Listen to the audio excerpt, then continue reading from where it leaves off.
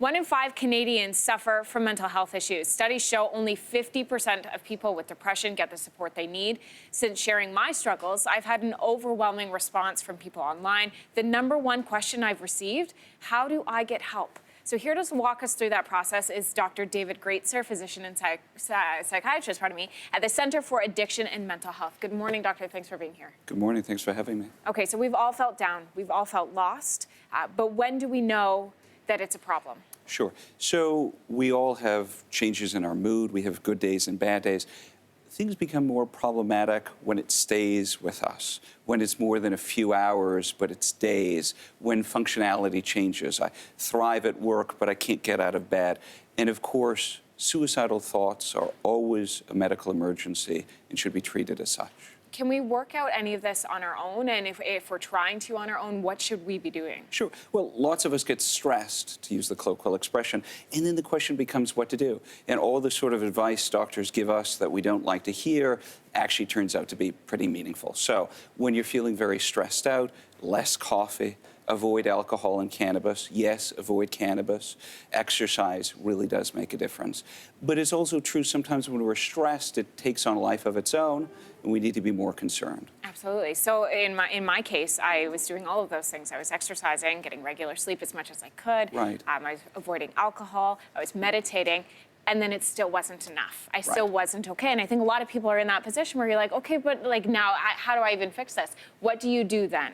First things first, if you think you have a medical problem, like depression or anxiety, go speak to your family doctor or your nurse practitioner.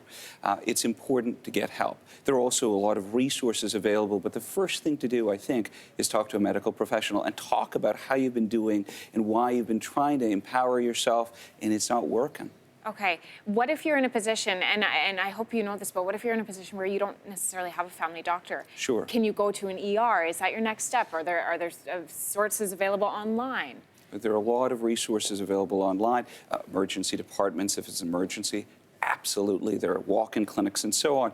But ultimately, we need to empower ourselves. So going to different websites, the CAMH website's a pretty good one, camh.ca. There's lots of good information on depression and anxiety. But of course, let the buyer beware. Just because you read it on the internet doesn't necessarily mean it's true. Yeah, absolutely. I mean, I was at the point I had self-diagnosed myself with everything. And then you speak to a professional and you know it is going to be something different. When we're looking at ourselves, when we're looking at the people around us, what are some of the warning signs that we may need some help? Your brother, your cousin, your uncle, something's different. So again, it goes beyond he's just having a bad day, but here's the person who loved to come to family dinners and talked about curling, who doesn't show up to the family dinners anymore, who looks really like he's having a tough time. And what I invite people to do is obvious advice. Talk to them. Talk about what you see. Ask them how you can help. Sometimes that can save lives. How do you start that question? Because that can feel really scary when you think, I don't want to hurt them any more than they're hurting already. I don't want to insult them. I don't want to make them mad at me. What would you suggest? Fair enough, but hold on. If somebody had a physical health problem, if your uncle had just been diagnosed with diabetes, how would you open the conversation? Honestly and with goodwill. And the same thing should apply for mental health problems. Listen, I see things are different. Can I help? And then the most important thing, I think, is to listen. To help them access resources, yes, but just start by listening. Where can we find help in Canada? Well, your family doctor's office certainly is a good place to start. We have a lot of online resources like camh.ca. There are a lot of amazing community organizations like the Mood Disorders Associations all across the country. I think more and more we recognize that mental illness exists, obviously, but now we need to get our game up and look online and look for resources and look to help our colleagues and our friends. And to also know that there is a spectrum for how you can be suffering. There may be something that is on one end of the spectrum or on the other, and that's okay. Kind of wherever you fall, help is available for you, whether it's starting with like working out or meditation or talking to a therapist or seeking medication. There is a range of services available for people. Depression is a very common illness, so that goes beyond us just being stressed out. And it's also an eminently treatable condition. There are medications, there are effective therapies, there are combinations of the above.